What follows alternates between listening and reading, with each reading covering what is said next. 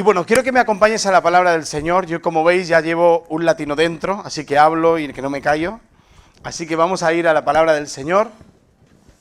Me han dicho que hasta las 3 tenemos tiempo, yo me tengo que ir antes, así que yo os dejaré aquí.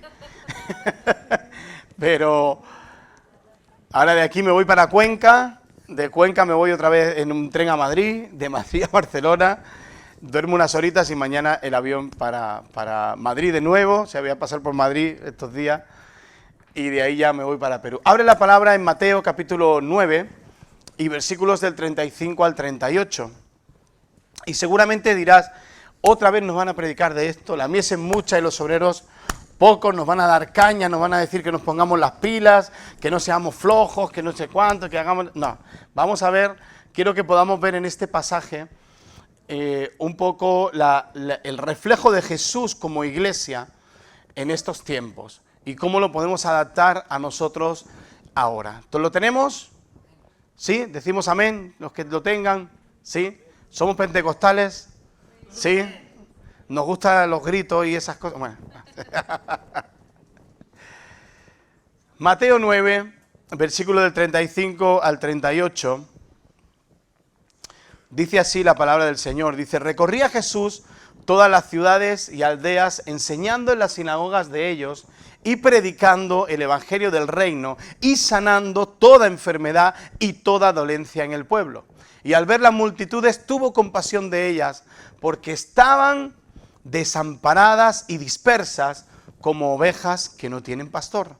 Entonces dijo a sus discípulos, a la verdad la mies es mucha, mas los obreros pocos. Rogad pues al Señor de la mies que envíe obreros a su mies. Señor, te damos gracias por tu palabra y te pedimos en el nombre de Jesús, Señor, que abra nuestra mente, nuestro entendimiento, Señor, y que podamos ser no solo oidores, Señor, sino también hacedores de ella en el nombre de Jesús. Amén. Estos versículos nos hablan de la gran realidad que tiene y el gran desafío que tenemos como iglesia. Dile a la persona que está a tu lado, tú eres iglesia. Tú eres iglesia.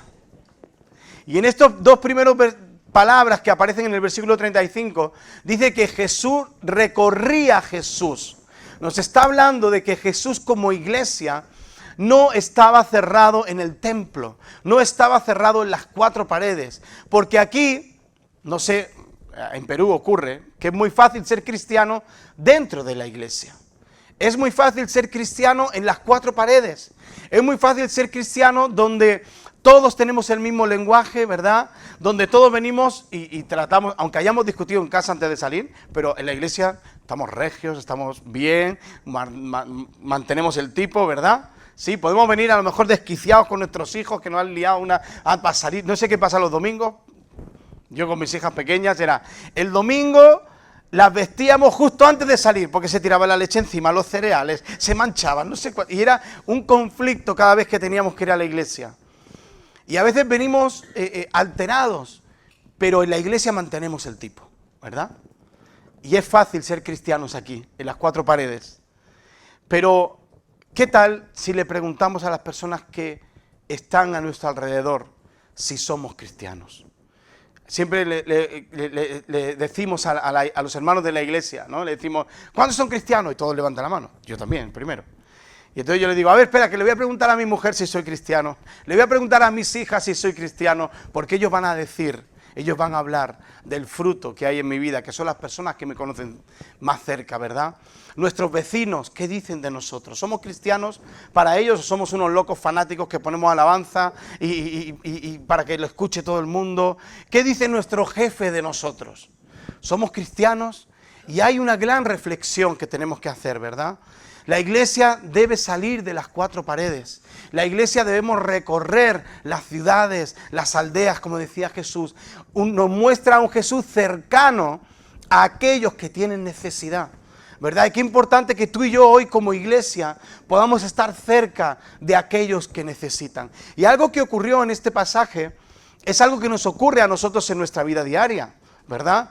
Jesús había predicado, había enseñado, había sanado y tuvo que mirar a la multitud Y yo pienso, ¿cuántas veces nosotros hemos predicado a nuestra familia? ¿Cuántas veces nosotros hemos predicado a nuestros compañeros de trabajo, a nuestros vecinos? Y tenemos que seguir mirándolos. ¿Cómo? Con compasión.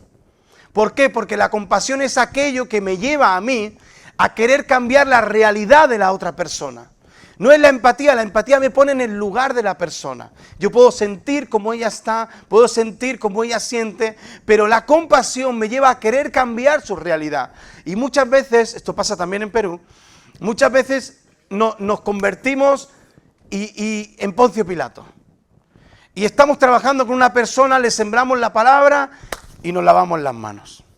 Y hacemos y nos sumergimos bajo esas frases tan evangélicas que quedan tan bien, que nos sirven mucho y decimos, ay, el Señor a su tiempo lo traerá. El Señor trabajará en su vida a su tiempo. Y lo dejamos a la suerte. Lo dejamos a las manos de la influencia del mundo. Y Dios nos da la oportunidad de ser obreros. Y un obrero es el que trabaja. Un obrero es aquel que siembra la palabra y que la cuida y que riega, y que claro, depende también de la otra persona, evidentemente, si quiere o no quiere, pero nosotros no podemos, debemos hacerlo. ¿Cuántos de ustedes se han convertido por la radio? ¿Cuántos se han convertido por la televisión? ¿Cuántos se han convertido porque alguien estuvo cuidando la semilla que sembró en su vida? Todos, ¿verdad?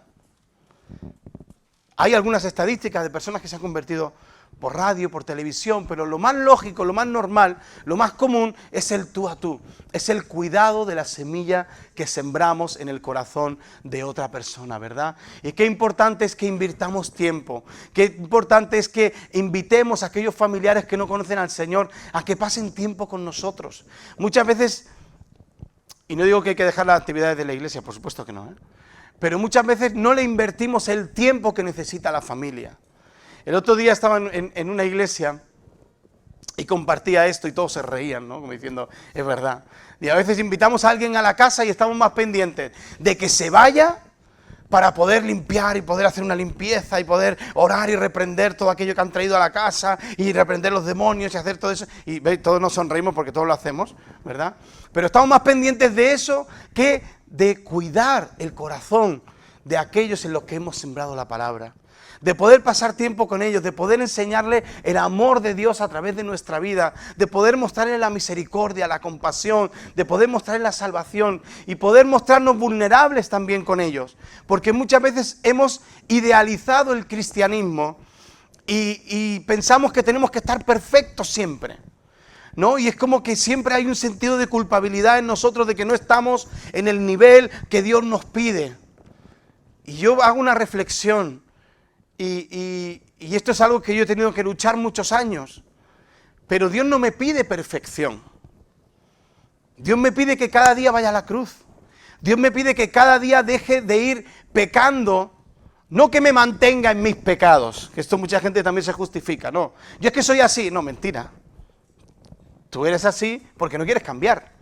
Porque si tú entras en una intimidad con el Espíritu Santo, tú entras en un tiempo de comunión con Dios, tú dejas morir tu carne, tus deseos, tus pasiones, como nos enseña Pablo, y nos vamos a la cruz cada día. Yo no sé qué clavo comprar ya, porque a mi carne le gusta bajarse, pero estoy ahí probando cada día de clavarlo para que no salga, porque es algo normal y es nuestra lucha diaria.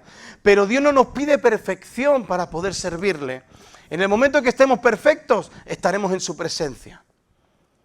Dios nos pide continuidad, Dios nos pide santidad, Dios nos pide que cada día tengamos nuestro culto racional, Dios nos pide que cada día dependamos de Él para todas las cosas que hacemos. Y yo no sé tú, pero no sé si has pensado en qué podemos hacer nosotros por la mies.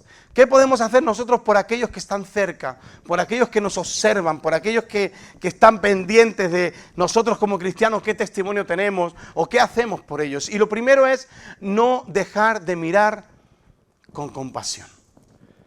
En el momento que nosotros dejamos de mirar con compasión, nos convertimos fríos. Aquellos que un día les sembramos, ¿verdad? Y dejamos de mirar con compasión. Ya no queremos que su realidad cambie. Ya nos hemos conformado a que la persona, permítame la expresión, se vaya al infierno. Nos hemos conformado porque la persona no quiere, o porque la persona en un momento nos mostró una indiferencia, o simplemente nos dijo, no me coman la cabeza, no quiero saber nada. Pero tenemos que seguir mirándolo con compasión. Tenemos que seguir, nuestro corazón tiene que latir, tiene que seguir latiendo para que esa persona cambie, para que la realidad de esa persona de muerte a vida se haga una realidad. Tenemos que seguir mirando con compasión, tenemos que ser en este tiempo esa iglesia validante. ¿Y qué es una iglesia validante? Una iglesia que acompaña. Estamos viviendo momentos muy difíciles en nuestro contexto histórico, ¿verdad? En nuestra sociedad. España ha cambiado muchísimo en estos 10 años. Estos 10 años que yo llevo fuera, España ha cambiado un montón. Y yo este año que he estado casi 6 meses aquí, he podido ver un poquito la realidad que se vive en España. Y es una realidad que está cada vez más lejos de Dios, cada vez más lejos de los principios bíblicos. Una sociedad que cada vez se aparta más de Dios. Y por eso es necesario que tú y yo como iglesia salgamos de las 4 paredes y seamos esa iglesia validante, esa iglesia cercana, esa iglesia que acompaña. Y quiero que podamos verlo por un momento donde Jesús muestra esta manera de acercarse y de validar a las personas y validar las emociones. ¿Os acordáis de Marta y María? La mayoría, ¿verdad? Sí. Muere su hermano Lázaro y Jesús se aparece en el momento y le dice, si fuera andaluz le diría, chiquilla, no lloréis, que no pasa nada, que yo ahora voy a hacer así y se va a mover la piedra. No, Jesús no hizo eso. Yo que soy andaluz, soy de Málaga. Jesús no hizo eso, Jesús lloró con ellas.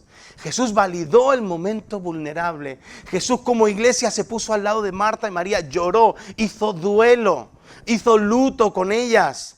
Es más, lloró la muerte de su amigo. Y muchas veces nosotros como cristianos, en esos momentos que hay duelo, que hay dolor, decimos, ay, no, porque Dios me llama a estar en victoria, Dios me llama a ser alegre, eso es un lugar de muerte, yo no voy a un sepelio, yo no voy a un entierro, yo no voy a eso, no, ¿qué voy a hacer yo ahí? Si yo soy luz, si yo soy alegría, si yo soy el gozo del Señor en mi fortaleza. Pero, iglesia, tenemos que ser también esa parte donde las personas lloran, donde las personas sufren y tenemos que estar cerca. Si no encuentran consuelo en la iglesia, ¿dónde van a encontrar consuelo? ¿En lo que llamamos mundo? ¿Sí? No se van a acercar a la iglesia. La iglesia, debemos ser esa iglesia validante, esa iglesia que acompaña, esa iglesia que cuida, esa iglesia que está para lo bueno y para lo malo, ¿verdad? Y qué hermoso es poder compartirle a una persona en medio de su dolor y decirle, ¿sabes qué? Me duele lo que estás pasando. Y me sabe muy mal que estés pasando esta situación. Pero ¿sabes qué? Yo también he pasado lo mismo, y encuentro mi consuelo en Dios. Y poder acercar y acompañar a las personas, tomarlas de la mano en su momento vulnerable y acercarlos al trono de la gracia de Dios. Qué hermoso es que nosotros podamos trabajar como iglesia fuera de las 4 paredes, mostrando compasión y siendo esa iglesia validante. Quiero ponerte un ejemplo de algo que se suele hacer y que es lo contrario, ¿verdad? Tú imagínate por un momento que alguien se rompe una pierna. Esto no es profético, esto no va a ocurrir, ¿eh? No. Si ocurre yo no tengo nada que ver, ¿eh? No digan, esto es culpa del misionero, no. Pero imagínate que te rompes una pierna y llegas al hospital, ¿vale? Y llegas al hospital y lo primero que te dicen es, hombre, ¿qué hacen manchando el suelo de sangre? ¿No te das cuenta que lo acaban de limpiar?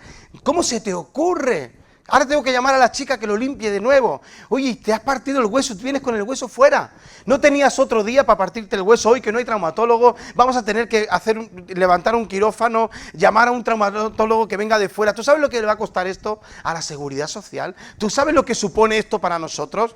Ni se te ocurra sentarte en la silla porque la sangre no sale de esa tela, ¿eh? Ni se te ocurra.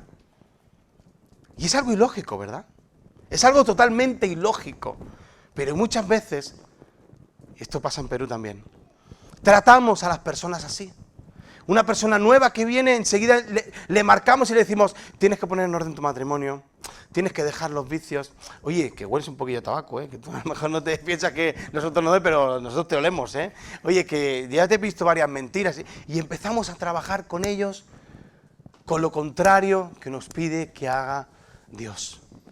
Y empezamos a juzgar y empezamos a hacer el trabajo del Espíritu Santo, que es quien redarguye de pecado y de juicio, y nosotros dejamos a un lado lo nuestro, que es acompañar, curar, vendar y tener la mano cogida en el momento vulnerable para poder acercarlo a Dios. Qué importante que nosotros seamos esa iglesia validante, esa iglesia que acompaña, esa iglesia que ayuda, esa iglesia donde los pecadores, esto a lo mejor va a sonar un poco raro, pero donde los pecadores se sientan bien, porque son atendidos. A veces buscamos una perfección dentro de la iglesia, que son procesos. No puedes venir santo a la iglesia. Tú vienes manchado, vienes sucio, vienes en pecado, vienes destrozado, vienes enfermo y empiezas un proceso, ¿verdad? Todos hemos pasado por ahí, ¿verdad? ¿Y por qué le pedimos santidad a los nuevos? ¿Por qué le pedimos a los nuevos que estén en el momento mejor de sus vidas para acercarse a Dios? No. Seamos esa iglesia validante, seamos también esa iglesia que muestra el poder. Vamos, acompáñame a la palabra, a Marcos, capítulo 16, versículo 15, cuando los discípulos están recibiendo la gran comisión, y los discípulos están recibiendo y están siendo comisionados para poder llevar el evangelio y poder seguir siendo iglesia. ¿Sí? Algo que mientras lo buscan, que veo que hay jóvenes aquí que son de los míos, ¿sí? Yo cuando llegué a la iglesia en el año 95, llegué a la iglesia con mi pelo largo, muy largo, por aquí. Siempre me han mirado, chicos, sí, llevaba mi pelo largo por aquí, impeneable, indomable, llevaba 2 pendientes más grandes que mis orejas, aquí tengo las pruebas indubitables, aquí están los dos agujeros. Pero algo que me apasionó de la iglesia fue que nadie me juzgó por mi apariencia. Yo venía con mis camisetas de Iron Maiden, de carabelas, y nadie me dijo, luego cambié, chicos, luego cambié, las camisetas, pero nadie me dijo, así no puedes estar en la iglesia. En la iglesia es un lugar santo y tú no puedes estar aquí así. Los hombres no llevan pendientes. Y estamos hablando de hace casi 30 años. Hoy es algo normal. Pero hace 30 años era un escándalo. Yo recuerdo, yo iba por la calle, cuando antes de convertirme, yo iba por la acera y si venía una persona mayor se cambiaba para no tropezarse conmigo. Pero la iglesia tuvo un papel fundamental para mantenerme en el amor de Dios y en los principios de Dios, porque la iglesia no fue una iglesia que me juzgó, sino una iglesia que me abrazó, que me amó, que me dijo, Dios te ama a pesar de cómo eres, ¿sí? Dios te ama a pesar de que eres pecador, Dios te ama. Y hay una mentalidad que tenemos que cambiar y que se nos ha enseñado por mucho tiempo y quizás nos ha hecho daño y nos hemos excusado detrás de eso. Que esa frase que dice, Dios me ama como soy, ¿no? ¿Cuántos han escuchado eso? ¿Verdad? Y nos excusamos detrás de eso. Pero es que Dios no nos ama como somos. Dios nos ama a pesar de cómo somos. Cuidado, que la cosa cambia mucho, Dios nos ama a pesar de cómo somos. A pesar de nuestra rebeldía, a pesar de nuestro pecado, a pesar de nuestra falta de compromiso, Dios nos ama. No es que Dios nos ame con nuestra falta de compromiso, Dios nos ama a pesar de, ¿sí? Dicho esto, vamos a leer la palabra. Marcos 16, versículo 15, 16, 17 y 18 nos habla de la gran comisión, ese momento donde los discípulos reciben nuevamente y son comisionados a ir y predicar el evangelio. Y en estos versículos encontramos 3 acciones. Uno es id y predicad el evangelio, que es algo fácil, que todos podemos hacer, ¿verdad? Id y predicad el evangelio. Segunda es el que creyere, creer es algo que todos podemos hacer, ¿verdad? Hasta los demonios creen y tiemblan. Pero dice, el que creyere y fuere bautizado. ¿Cuántos se han bautizado ya? Y los que no se han bautizado, bautícense. Hablen con los pastores, hablen con los líderes. Tomen la decisión y bautícense en el nombre del Señor. Y dice, y estas señales seguirán a los que creen. Y nos habla, ahora le estaba hablando a los discípulos y nos habla a nosotros como iglesia. Estas señales seguirán a los que creen. En mi nombre echarán fuera demonios, hablarán nuevas lenguas, tomarán en las manos serpientes, si bebieren cosas mortíferas no les hará daño, sobre los enfermos pondrán las manos y sanarán. ¡Qué tremenda palabra para nosotros como iglesia! Y esto decimos, ay, ay, ay, esto no es para mí, ¿verdad? Aquí decimos, no, no, no, esto es para los pastores, esto es para los líderes, para los responsables, yo no voy a hacer esto, ¿verdad? Y hay situaciones donde nosotros decimos, ¿y Dios lo hará? ¿Dios actuará? Y si oro por el hijo de otro, tengo mucha fe, pero cuando me toca orar por el mío, digo, ay Señor, haz tu voluntad, ¿no? Y nos falta fe en diferentes momentos. Pero esto es lo que Dios ha preparado para nosotros como iglesia. Esto es lo que Dios ha preparado. Quizá en este tiempo no se está dando como a nosotros nos gustaría. Y con la naturalidad que se debería hacer. Pero esto es algo que es una realidad entre nosotros. Y tenemos que seguir buscando y moviéndonos y clamando al Señor para que su obra se siga haciendo en nosotros a través de maravillas, de milagros, y que todas estas cosas que dice que seguirán a los que creen, se vean activas a través de la iglesia. La mies, aquellos que no conocen al Señor, necesitan ver el poder de Dios obrando en nuestras vidas. Y como decía Silvia al principio, siempre hablamos de la queja. Pero qué bueno es poder hablar y decir, ¿saben qué? Dios ha hecho un milagro este mes porque he llegado a fin de mes sin deuda. He llegado a fin de mes con números negros. A lo mejor con €1 en el banco, no sé. Pero he podido llegar a fin de mes. Dios hace milagros todavía. Y hoy llegar a fin de mes es un milagro, ¿verdad? Como está la situación. Y como Dios nos sigue cuidando, como Dios nos sigue proveyendo, como Dios nos sigue guardando. Cada vez que salimos con el coche, como Dios nos guarda. Yo cada vez que veo un accidente, cada vez que veo algo, digo, Señor, podía haber sido yo. Señor, gracias por haberme guardado. Gracias por haber cuidado de mi vida. Y Dios sigue obrando milagros en nuestra vida. Ahora bien, estos discípulos recibieron la gran comisión. Y a veces idealizamos, y con esto termino. Idealizamos mucho las cosas evangélicas, las cosas cristianas. Y idealizamos mucho el que todo sea perfecto y bien bonito. Y tratamos de hacer lo mejor, ¿verdad? Y nos imaginamos siempre lo mejor. Pero los discípulos recibieron la gran comisión, en este caso, en el peor momento. Los discípulos acababan de ver morir a Jesús en la cruz, en medio de ladrones, de la peor manera. Y seguramente, la palabra no lo dice, pero seguramente había cargo de conciencia sobre su vida porque solamente Juan le acompañó a la cruz. Los demás lo habían dejado a un lado. No habían sido fieles a aquel que los llamó. Hacía 3 años que Jesús les había llamado y les había dicho, dejad las redes. Y lo dejaron todo, dejaron familia, dejaron trabajo, dejaron comodidades por servir a Jesús de Nazaret. Y vieron el obrar de Dios, y vieron los milagros, y vieron las sanidades, y vieron cómo los endemoniados se liberaban, y vieron el poder de Dios, pero en este momento no estaban en un altar siendo comisionados con un poquito de humo, una música, un poquito de luces tenues y un altar así bien bonito, no. Estaban, dice la palabra en Marcos 16:14, que finalmente se les apareció a los 11, estando ellos sentados a la mesa. ¿Y qué hizo Jesús cuando los vio? Les reprochó. ¿Y qué les reprochó? La incredulidad y la dureza de su corazón. No estaban en el mejor momento. Y esto me hace entender que nosotros tampoco somos superhéroes. Si fuéramos superhéroes, llevaríamos la ropa interior por fuera, pero la llevamos por dentro. Somos de carne y hueso, como todos, como los discípulos. Y era normal que los discípulos tuvieran ese momento vulnerable donde tenían falta de fe, donde estaban duros. Cuando a alguien se le muere un familiar, se le muere un ser querido y está feliz y contento. No, está duro de corazón y está pensando, ¿por qué me ha pasado a mí? ¿Por qué? Y tenemos un montón de preguntas y de situaciones y ellos sabían que tenía que ocurrir, pero eso no deja de que ellos sufrieron la muerte de Jesús. Y en medio de su incredulidad y en medio de la dureza de su corazón, Dios los sigue llamando.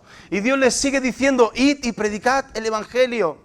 El que creyere y fuere bautizado será salvo, mas el que no creyere será condenado. Y Jesús nos sigue recordando a ti y a mí, como iglesia hoy, que a pesar de que estemos duros de corazón, a pesar de que falte fe en nuestra vida, a pesar de que estemos en medio de una situación económica difícil, a pesar de que haya una enfermedad, a pesar, Dios nos sigue llamando, porque somos su iglesia, porque somos los escogidos por Dios, porque somos real sacerdocio, nación santa, linaje escogido, pueblo adquirido por Dios para anunciar las virtudes de aquel que nos llamó de las tinieblas a su luz admirable. Dios tiene un propósito contigo como iglesia, conmigo como iglesia, y ese propósito no es solamente hacer cultos, no es solamente ser cristiano dentro de las cuatro paredes, sino salir fuera y ser un testimonio, ser una persona que imparte los valores cristianos, que imparte la salvación, que vive una vida de cambio constante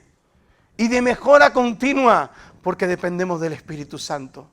Algo que le ocurrió a los discípulos, a pesar de que Jesús les dijo, les apareció, aún Tomás en medio de la incredulidad tuvo que meter la mano en el costado.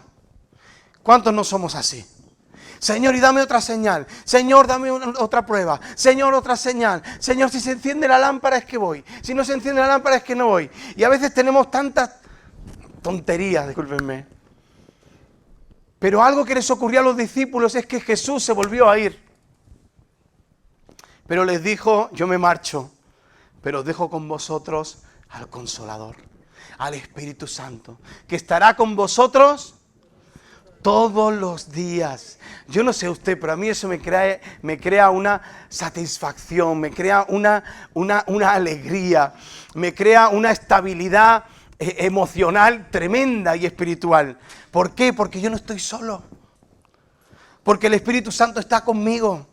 Porque cuando yo tengo un problema yo puedo recurrir al Espíritu Santo y sé que no le tengo que encender una vela, que no le tengo que hacer un rezo, que no tengo que hacer un sacrificio de ir descalzo hasta tal sitio, sino que Él me escucha en el lugar donde estoy. El Espíritu Santo trata con nuestra vida de manera personal. Y en medio de nuestro dolor, en medio de nuestra aflicción, en medio de nuestro problema, de nuestra angustia, Dios está ahí presente a través del Espíritu Santo. Deja que Dios sea el protagonista de tu vida. Quizás los discípulos podían haber dicho, ya se acabó. Pero ellos esperaron el día donde Jesús les había dicho que esperaran la promesa, sin saber lo que iba a ocurrir, sin saber lo que les esperaba.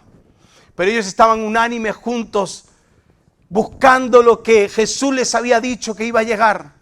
Ahora nosotros jugamos con ventaja, ya lo sabemos.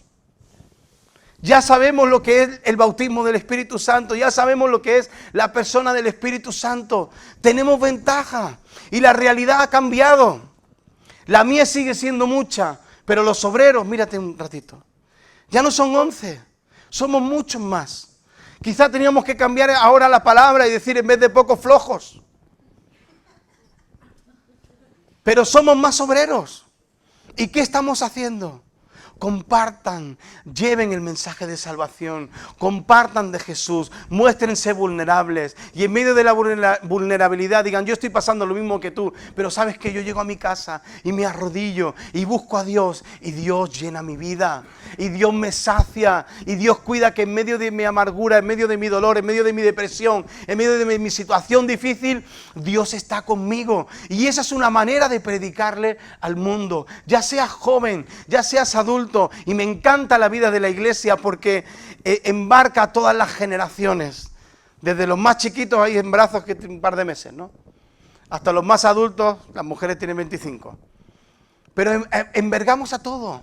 Y somos una institución viva, ¿verdad? Establecida por Dios para hacer influencia en el mundo. Así que seamos iglesia, seamos esa iglesia que sale de las cuatro paredes, seamos esa iglesia que sigue mirando con compasión, esa iglesia que muestra el poder de Dios, esa iglesia validante y sobre todo esa iglesia llena del Espíritu Santo. Que el Espíritu Santo sea el protagonista. ¿Sabe qué?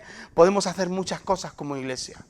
Veíamos los anuncios, la reunión de matrimonios, los campamentos, todas las actividades. Y muchas veces enfocamos mucha fuerza en las actividades internas, que están súper bien y a mí me encanta hacer todo eso. Y me encanta venir el domingo a la iglesia, aunque hoy sinceramente me hubiera quedado dormido, ¿eh? Me hubiera quedado en la cama. Porque me faltan fuerzas. Y venía y digo, Señor, 1 hora. Y ahora una hora y media de conducir. Señor, me hubiera quedado en la cama descansando. Mi cuerpo se hubiera quedado en la cama. Pero yo sé que mi alma necesita alabar a Dios. Yo sé que cuando estoy en la iglesia, no vengo a hacerle un favor a Dios, vengo a hacerme un favor a mí mismo. ¿Por qué? Porque cuando yo más adoro a Dios, cuando yo más alabo a Dios, cuanto más tiempo paso en la presencia de Dios, más muere mi yo y más crece el Espíritu de Dios en mi vida. Por eso es importante reunirnos, congregarnos y que nadie falte a todas las actividades de la iglesia, la oración, los estudios y todo eso es un beneficio para nosotros. Pero también invirtamos tiempo en los que están fuera, invirtamos tiempo en predicar, invirtamos tiempo en compartir, invirtamos tiempo en invitar a los familiares que un día le predicamos y que hoy no están en los caminos del Señor. Invierte tiempo en ellos, comparte la palabra con ellos, dale tiempo, hazle la mejor comida, agasájalos, dale lo mejor de ti. ¿Sí? Invirtamos tiempo para que todo lo que hagamos la gente pueda ver al Espíritu de Dios. No nos vean a nosotros, sino que vean el Espíritu de Jesús en nosotros. Cada actividad que hagamos, que sea el Señor quien toma el lugar y que puedan ver a Dios reflejado en nuestras vidas. ¿Qué te parece si nos ponemos de pie?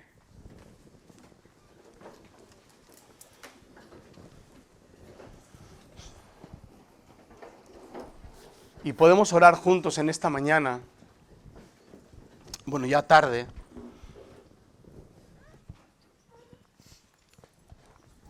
Sí, y vamos a hacer algo, y es que cada uno de nosotros pueda levantar un altar ahí donde está. Y pueda tener un tiempo de intimidad con el Señor donde pueda analizarse y decir, como sentir ese reproche tan importante. A nadie nos gusta que nos reprochen, pero sentir ese reproche de Dios, que quizá nos diga, tienes falta de fe, o quizá nos diga, estás endurecido, pero que al mismo tiempo podamos sentir el llamado como iglesia a ser parte, a ser influencia, y que podamos mostrar en esta mañana nuestro corazón a Dios tal cual es. Al que está a tu lado no le importa, así que no te va a mirar, así tú centrado nada más en ti, ¿verdad? Pero que puedas levantar un altar en esta mañana y podamos decirle al Señor, Señor, aquí está mi vida, quiero ser ese obrero. Si algo necesita la mies, si algo necesita el mundo, son obreros, como tú y como yo. Obreros imperfectos, obreros inseguros, obreros con falta de fe, obreros que necesitan a Dios en su vida para poder hacer su obra, porque no es nuestra obra, sino la obra de Dios. Empieza a orar en esta mañana, ahí donde estás. Señor, en esta mañana, Señor, queremos, Señor, presentarnos, Señor, y pedirte en el nombre de Jesús, Señor, que tú vengas hablando a nuestra vida, Señor. Señor, Espíritu Santo, ven mostrándote a cada uno de nosotros, Señor. Señor, queremos ser esos obreros fieles, esos obreros, Señor, que a pesar de la situación que estemos viviendo, Señor, a pesar de lo difícil que parezca nuestra situación, Señor, podemos depender de ti. Y podemos, Señor, clamar y decir, Señor, tú eres aquel que nos llamó, tú eres aquel que nos sacó de las tinieblas a su luz admirable, Señor. Y queremos ser fieles en este tiempo. Señor, queremos decirte, sí, Señor, cuenta con nosotros, Señor. Señor, y quizá estamos llevando una carga pesada. Señor, quizás estamos pasando un proceso difícil, Señor, pero en medio de los procesos, Señor, tú vienes abriendo, Señor, camino en nuestros desiertos. Señor, tú eres el que levanta y hace brotar ríos en medio de nuestra soledad, Señor. Tú eres aquel que nos llamó, Señor, con un propósito, Señor. Y ese propósito es que seamos iglesia, que mostremos tu luz, que mostremos tu amor, que mostremos tu salvación, Señor, que seamos hombres y mujeres de influencia, Señor, que seamos esa iglesia validante que acompaña, que ayuda, Señor, esa iglesia que lleva a las personas a tus pies, Señor, Señor, y les enseña a depender de ti. Padre, tú eres aquel, Señor, que se mostró a nuestra vida y que sigue haciendo milagros, señales, prodigios, Señor, en el nombre de Jesús. Oramos, Señor, y te pedimos que venga a nosotros tu reino. Señor, venga a nosotros tu reino, ese reino de compasión, Señor, ese reino de salvación, ese reino de justicia, ese reino de paz, Señor, ese reino de amor, de misericordia. Señor, venga a nosotros tu reino, Señor, y hágase tu voluntad, Padre, en el nombre de Jesús. Señor, aquí estamos dispuestos. La iglesia vive, Señor, para poder, Señor, ser ese reflejo de tu amor, Señor. Ese reflejo, Señor, de que tú todavía sigues salvando, tú todavía sigues sanando, tú todavía, Señor, sigues trayendo libertad al que está preso, tú sigues trayendo libertad, Señor, a los cautivos, Señor, y oramos en el nombre de Jesús, Señor, para que tu Espíritu Santo se mueva con libertad en medio de tu iglesia, Señor, y podamos ser una influencia en medio de esta sociedad, Padre, para gloria y honra de tu nombre, en el nombre de Jesús. Amén. Y amén. Amén. Querida iglesia, yo sé que esto es difícil, pero había uno de mis tíos que cambiaba la palabra y decía: en Dios las cosas no son difíciles, son difáciles. Y ese juego de palabras, que lo tengamos siempre presente. Las cosas en Dios no son difíciles. Las cosas en Dios son difíciles, son posibles. Porque no somos nosotros. Acuérdate que no eres tú, es Él. Y cuando Él toma el lugar, todo es fácil. Amén. Quizá vamos a pasar aflicciones, por supuesto. Vamos a tener situaciones difíciles, sí. Pero cuando es Él y no soy yo, entonces la cosa va mucho mejor. Así que deja que Dios ministre tu vida, que Dios lleve tu vida y sigue orando por los misioneros. Amén. El Señor os bendiga mucho y más. Reunión joven los sábados a las 6:30. El domingo celebramos y compartimos juntos a las 11:30.